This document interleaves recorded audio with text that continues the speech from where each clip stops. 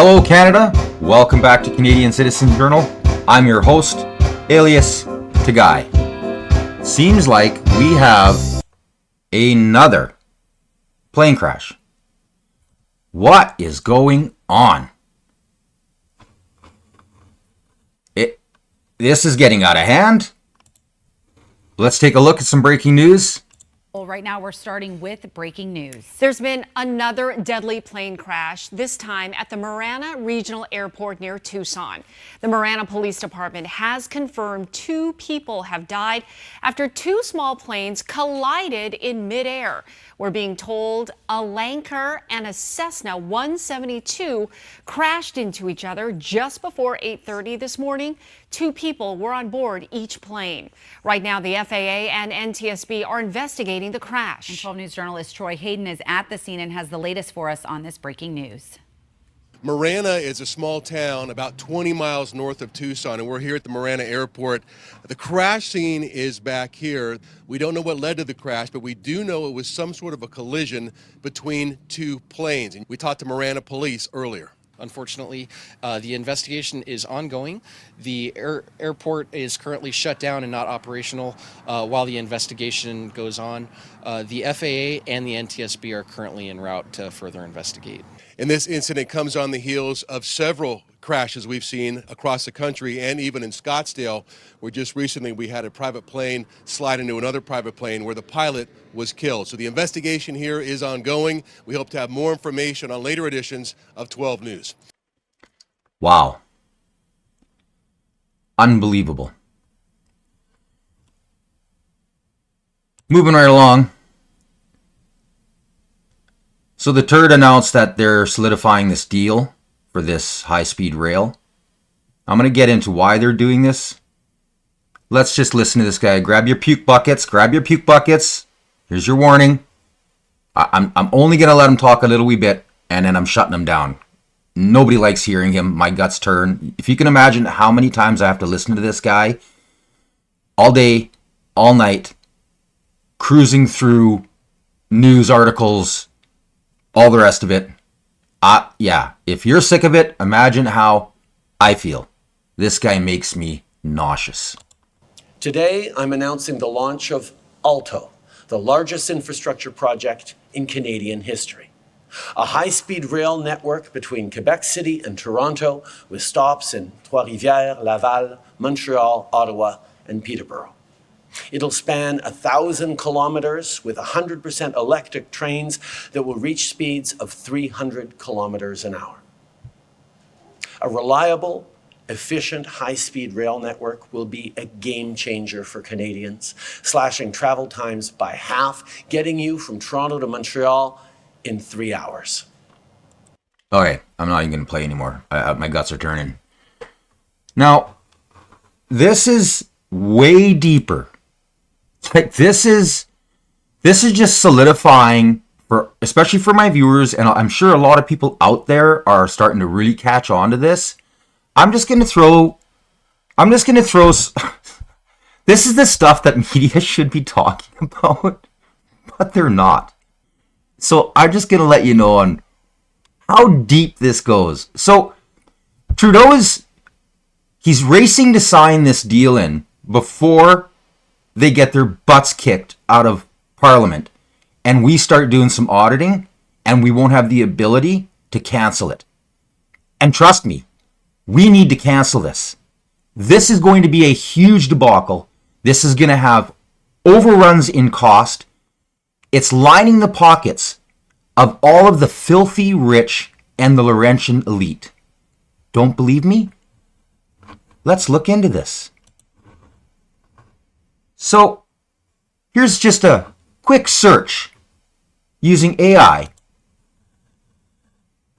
So, acquisition of Johnson Controls Power Solutions in 2018, CDPQ, remember that name, along with Brookfield Business Partners, we know who's a major shareholder and the CEO, which he says he stepped down, but whatever, and other institutional partners acquired Johnson Controls Power Solutions businesses for approximately $13.2 billion.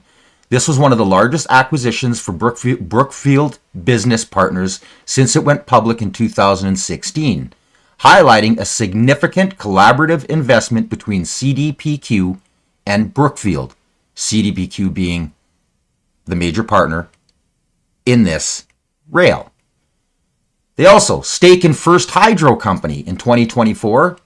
CDPQ agreed to acquire a 25% stake in First Hydro Company from Brookfield Renewable Partners, Brookfield Asset Management Limited, and other institutional partners. This deal further cements the relationship between CDPQ and Brookfield in the realm of renewable energy and infrastructure. Investment in clean energy. CDPQ is among the investors in Brookfield's Catalytic Transition Fund, which focuses on clean energy and transition assets in emerging markets. This investment underscores their shared interest in sustainable and environmentally focused groups. Now, mind all the little bit of verbal diarrhea. We're just going to move on here quite quickly. So here we go. CDPQ buys a stake in UK Power Company from Brookfield Assets. Montreal, the Caisse de dépôt et placement du Québec, has signed a deal with Brookfield Asset Management and its institutional partners to buy their 25% stake in British power company First Hydro Company. Financial terms of the deal by the Quebec investment manager were not immediately available. First Hydro is responsible for the management and operation of 2 power plants in Wales. Now, this goes on to kind of talk about how these companies are interlinked through a whole bunch of other little companies. So let's just move on a little bit further. So, Brookfield Asset Management today announced the initial closing of a $2.4 billion deal for the Catalytic Transition Fund, marking a significant milestone towards the target of rising up to $5 billion for deployment towards clean energy and transition assets in emerging markets. Guess what? We're the emerging market. We're the ones that are going to be paying to make all of these people rich. CTF was previously launched at COP28 with up to $1 billion of catalytic capital provided by Altera Funds, the world's largest private investment vehicle for climate finance based in the United Arab Emirates, with the purpose of mobilizing investment at a scale to finance a new climate economy. Now, again, it goes on and on and on. And it's linking all of these companies. Marc Carney, chair of the head of transition investing at Brookfield Asset Management, said, "These anchor commitments from CDPQ, GIC, Prudential, and Temasek demonstrate significant momentum for the Catalytic Transition Fund. The support from the world's most sophisticated investors for the CTF strategy underscores the unique combination of the major commercial opportunity and the climate imperative. We look forward to working with other like-minded investment partners to accelerate the transition in these critical and vastly markets." Now, you got to remember, like Altera, all of these are all, these WEF managers have billions and trillions of dollars in all of these little companies. They've been using their political interference in other countries to force companies out or to agree to terms in order to stay in business in those countries. Now, Canada, we're one of the worst. We've lost billions from companies that have said, whoa, this is socialism. This is crazy. We can't be part of this. And when they leave, there's a void. And that void is taken by companies that are all owned, operated, invested, and part of all of these companies. This is just like Kyoto. It is a takeover. I know all about Kyoto. I was working in an industry that was dealing with it. I talked to a lot of the people who were way up. I was even involved in a couple table sittings where they were talking about measuring the emissions off of smokestacks. And let me tell you, what I found out firsthand really opened my eyes to the cabal, to the World Economic Forum. This was 28 years ago. This was a long time ago. So, how deep in the Laurentian elite does it go? Well, let's take a look at Bombardier. Alstom Strategic. Alstom announces today that it has signed a memorandum of understanding with Bombardier Incorporated and Caisse de dépôt et placement du Québec, the CDPQ, in view of the acquisition of Bombardier Transportation. Post-transaction, Alstom will have a backload of around 75 billion euro and revenues around 15 billion euro. The price for the acquisition of 100% of Bombardier Transportation shares will be 5.8 billion to 6.2 billion euro, which will be paid via a mix of cash and new Alstom shares. CDPQ will reinvest 2 billion, corresponding to 100% of cash proceeds to be received from the sale of its stake in Bombardier Transportation and further invest 0.7 billion in Alstom, outlining its strong belief in the strategic rationale and value creation potential of the combination. These guys are all insiders, and all of them are lining their pockets, and they're getting grants from the government, and the government is helping to make sure that only the companies that their puppet masters are invested in are the ones that get the contracts. They've been working on this rail deal behind closed doors for years. The Trudeau government, the WEF government, has been manipulating markets, has been changing laws in order to help them secure these contracts. And in the meantime, they've been either getting companies to leave and absorbing their share stake within our country, or getting backdoor peddlers and liberal supporters to invest in them. Now, Michael Barrett had a great, this guy is such a straight shooter. I'm going to play this.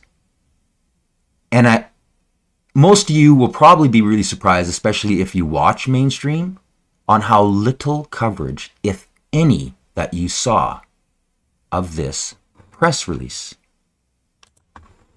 Let's take a listen to what the Conservative Party knows and what Canadians should know. We're here today because Carbon Tax Carney must come clean with Canadians about potential conflicts of interest and all of his business dealings. We're in a very interesting and troubling place for Canadians, with Carbon Tax Carney having been a senior advisor appointed by Justin Trudeau to advise him, but done in such a way to shield him from all of the standard and customary accountability.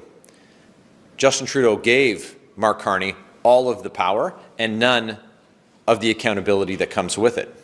You look at some of the positions that we know Carbon Tax Carney held at the same time, some of the decisions the Trudeau Liberals took.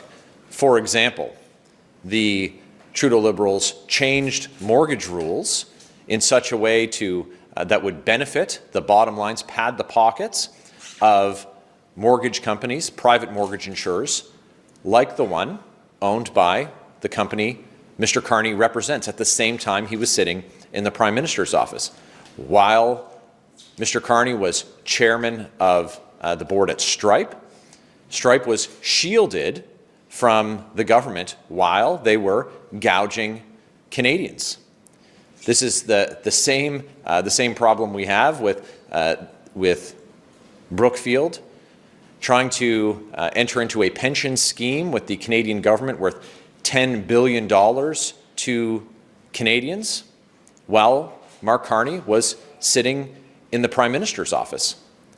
The customary and normal accountability practices have been completely disregarded by Marc Carney. Now, he has claimed that he will make disclosures should he be successful in an election.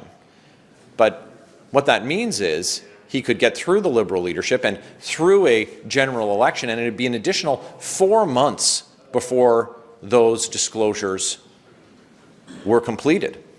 All the while being able to potentially make decisions that would further enrich himself and call into question the normal practices that prime ministers and party leaders are expected to follow. Now, all of this is happening in real time. We have a closed parliament. We have no access to any of the information. The government is hiding piles. We were shut down because of the Green Slush Fund money laundering scheme. $400 billion that we know of, over $1 trillion missing. From what I could find, 75% of the companies that I clicked on had obvious links to Brookfield and a lot of these other companies, which are all linked. All the same investors are all invested in these different companies. This is theft at the highest level. This is also stock market fraud. When you have a government who can set policy and law that gives these corporations the ability to literally do whatever they want without any accountability, you've got problems. And it goes deeper and deeper and deeper. And while he says that he will make these disclosures later, we know that he can't be trusted. Take, for example, this past weekend, where Carbon Tax Carney says in French, while in Quebec, that an east-west pipeline would never be completed. But a week ago, speaking in English, while in British Columbia, he said that he would use emergency powers to push through significant projects of a national interest, like pipelines. Or take his position on the carbon tax. This is a policy that he's championed and pushed and said that the government, the Trudeau Liberals, had not gone far enough with their carbon tax. A carbon tax on everything that raised the price of gas, groceries, and home heating, driving business out of Canada. Well, he first said that he would cancel the carbon tax, but then reversed himself and said he would bring in a bigger carbon tax, a shadow carbon price, he called it, admitting that it will raise the price on things like steel. Now, he's talking about raising the price on steel at the same time that the US president is talking about tariffing Canadian steel. Now, Are you seeing what's going on? Are you seeing what's going on? The US administration, and not just the Republicans, but a fair amount of the Democrats, see what's going on. This is a socialist takeover. impact of both the Carney-Trudeau Liberal tax on steel that he's proposing and the U.S. president's tariff on steel would be devastating for Canadian workers and devastating for Canadian consumers, all at a time while Canadians are struggling to get by after 9 years of the Carney-Trudeau Liberals. And I'll say one more thing.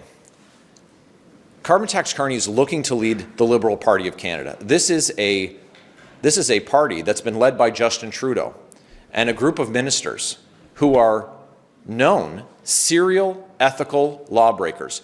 These Liberal cabinet ministers, who Marc Carney is going to put in his cabinet, have been found to have broken the very law that Marc Carney says he's going to follow. Canadians can't believe what Marc Carney has said they can't trust him. He's just like Justin. Thank you.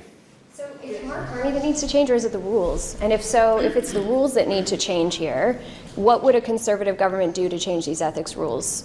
Well, first of all, we're in a position where Justin Trudeau and the NDP Liberals have shut down Parliament. So we have no opportunity to use any of the accountability tools that are usually available to us, including committee. We have no ability to change the rules or change the laws because they've locked parliamentarians out of the House of Commons, and so we're left to deal with these rules. But they're insufficient because Marc Carney has been given the privileged role of serving as a senior advisor to the Prime Minister while they avoided the normal disclosure process. So we arrive at this place only because Justin Trudeau shielded Marc Carney from the usual accountability practice.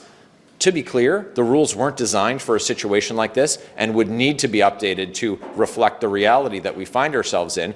I don't believe that the architects of these rules could have imagined the lengths that Liberals would go to break the law as it had been and avoid the law as it had been created. And of course, Conservatives will have a common sense solution to ensure that in the future we don't find ourselves in that position. But today, Marc Carney needs to make that public disclosure, and he can't wait until after the Liberal leadership. He can't wait until after the next election. He needs to do it now. He's skated for far too long by avoiding the spirit of the law as it had been written. Okay, so what he's talking about is the Conservatives want to pass a bill changing the ethic violations. Instead of this $100 slap and no accountability, they want to actually put law with minimum, from what I've heard, of a $100,000 fine, and escalating up depending on the severity and if there is more than one ethic violation within the same context. As well, they want to make it mandatory for the police to have access and create laws to charge individuals who sit in Parliament from doing backdoor deals. And we're not talking just 2 weeks. We're talking forced resignation, minimum 6 month to 1 year jail sentences, lifetime ban from politics or running in any election in Canada. And what he said is exactly right. They had no idea 80, 100 years ago or more of how sophisticated corporations were going to be and how technology, money, banking systems, stock markets, and corporations would have the ability to manipulate actual law and infiltrate political parties. What he's saying, they want to do. And now, if you watch these reporters and the dumb questions they ask, this is mainstream media. There isn't a serious reporter there. They're not journalists. I shouldn't say, I'm going to correct myself. They are reporters. They just report what they're told to ask. They have zero brain cells working. They have zero hindsight or foresight or ability to investigate. They don't do any research. They get a piece of paper, go ask these questions, and they do it. And even the so-called journalists on mainstream are not journalists. They are parrots. They toe the line for the people that pay their checks. We're going to move on. Listen to some of these questions. From what you're saying, basically, is that Marc Carney is not breaking any rules right now. Is that what you're saying? It's absolutely Jeez. unacceptable that we have someone who was allowed by Justin Trudeau, a serial ethical lawbreaker, a prime minister. What rule is he breaking? Can you explain to us what rule he's breaking right now? A prime minister twice found guilty of breaking Canada's ethics laws. Marc Carney, Marc Carney, what rule has he broken? A prime minister who's twice found guilty of breaking Canada's ethics laws created a path for Marc Carney to sit in the Prime Minister's office and to advise him, all the while he was making decisions that enriched himself and enriched his company. Transparency is required for Canadians. The rules as they exist today they don't go far enough to ensure that we have transparency. We've seen after 9 years of Justin Trudeau that the rules and the penalties as they exist aren't sufficient to deal with a Liberal government who is content to break the rules as they're written and to avoid the law wherever possible. I'd like to ask you about outsourcing. You've been on the committee hearings that have looked into these trends.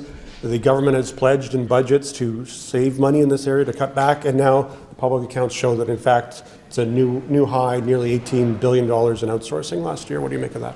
We've seen under the Carney-Trudeau Liberals a doubling of the more than doubling of the use of these outside consultants. And after Conservatives uncovered the gross waste and the insider dealings that has led to criminal investigations and charges being laid against some of these contractors, while the Trudeau Liberals had said that there was nothing to see here and nothing to worry about, including with the $60 million Arrive scam. And mainstream doesn't talk about it just because no politicians' heads were rolling. And even though some of them should be, with all of these fake kangaroo court cases and inquisitions that they're doing, the inquiries, they're all set up. They're all on the inside, which we've seen from the Emergencies Act. Like, just everything within this government is corrupt. Everything. What he's talking about is McKinsey. McKinsey. These guys are the epitome of evil.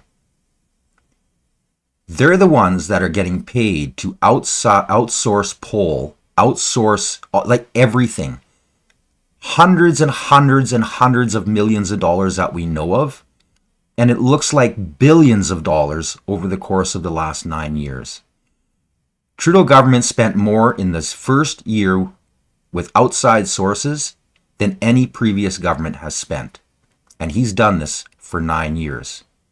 McKinsey is the ones who were promoting and passing false information in order to protect pharmaceutical companies from the drugs they were passing that created the opioid epidemic. They have huge links to China and to the WEF, and a lot of them are investors as well. They committed to Canadians that they would reduce and scale back the outsourcing that they were using for these type of consultants. I think they even spent tens of millions of dollars looking to have an analysis done by an outside consultant on how to spend less on consultants. Canadians aren't seeing any improvement in the services that they're getting or the service delivery from the government, waiting record lengths of time, even for something as simple as a passport. We've said that we will end the insider dealing, the favoritism, the enrichment of Liberals' friends and these consultants, and restore common sense to Ottawa. It makes absolutely no sense that they continue to balloon the spending against their own commitments to pare it down or to eliminate it. Last question. Do you think unelected party advisors and unelected candidates should be subject to the same disclosure rules as candidates? What's the difference between Carney advising Trudeau and someone like Jenny Byrne advising your party's leader? Do you hear the stupidity of that question? Push a narrative push a narrative, push a narrative. Okay, I'm happy to explain to you the difference between someone sitting in the Prime Minister's office and someone not sitting in the Prime Minister's office. So Marc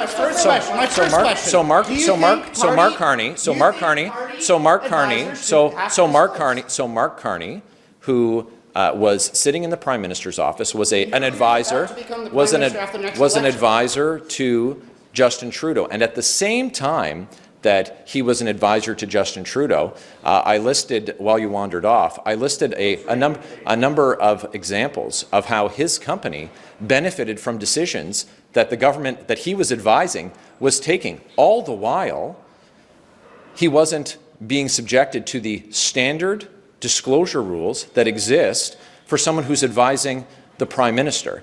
Now, it's easy for Canadians to see why that conflict is something that we need to have rules to prevent, and the rules that existed, they went to great pains to avoid, including at committee, days and days across multiple committees of Liberals filibustering to ensure that Marc Carney, in his role as an advisor to the Prime Minister, who was not being subjected, who was being shielded from Canada's ethics laws, they also shielded him from coming to a parliamentary committee. It's absolutely unacceptable that they've teed this up to have him avoid the standard and customary disclosures, the transparency that Canadians expect and deserve from someone who says one thing and does another. Canadians simply cannot believe what Marc Carney has said, so we need these disclosures so Canadians can get the full picture about the conflicts of interest and potential conflicts of interest that Marc Carney has. Thank you very much. Thank you very much for the question. Appreciate it. Have a great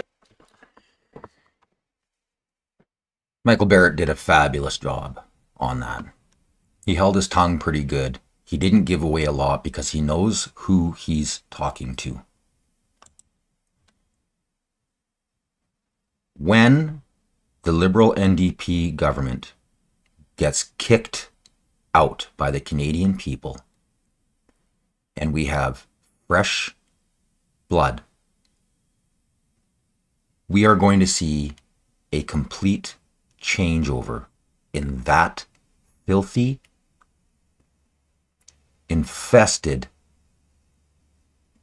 press pool. The entire press gallery is in for a shock. Not only are they going to lose their funding, their socialist funding, us taxpayers paying to watch that dribble, but people, maybe not like me because I'm pretty small, although I would love to take over a small 12 by 12 studio in that massive CBC complex to be able to actually do some research and ask some serious questions of the next government. And that's what's going to happen. A lot of these mainstream media are going to get their passes pulled. And a lot of outside real journalists and media are going to finally have the chance to go one-on-one, head-to-head, and ask serious questions to the representatives of our nation. So, there you go. That's where we're sitting right now.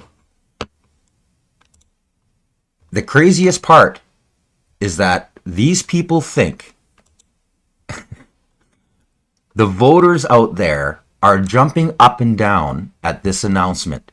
Yay, we're going to get a rail. Look at all these jobs. They're not aware they're voting and being taunted to vote for the Liberal Party, Liberal and NDP, on their own tax dollars and the rest of Canada's. This has got to stop. This has all got to be exposed. Shit's got to change. I hope you enjoyed the show. Make sure you hit the like, subscribe, and share. Punch that notification button so you don't miss any future episodes. And until next time, I'm Alias Tagay, and you've been watching the Canadian Citizen Journal.